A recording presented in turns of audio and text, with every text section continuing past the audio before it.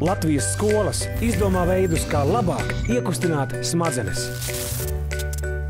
Un iešūpojam rociņas, ja? Tad iesildām rociņas uz vienu pusi, uz otru pusi.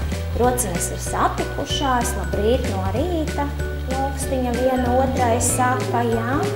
Un pirkstiņi arī ir satikuši viens otru beidzot, ja? Tā. Labrīt, īkšķīti! Labrīt, īkšķīti! Labrīt, rādītāji pirksti!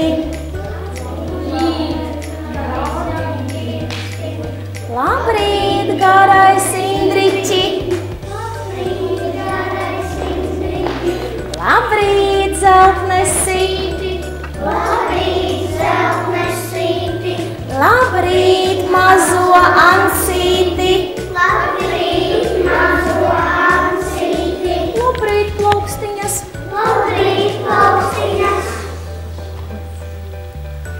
Pētījumi liecina, ja esam kustīgi, palīdzam, saskaramies, sadarbojamies, mēs iekustinām smadzenes.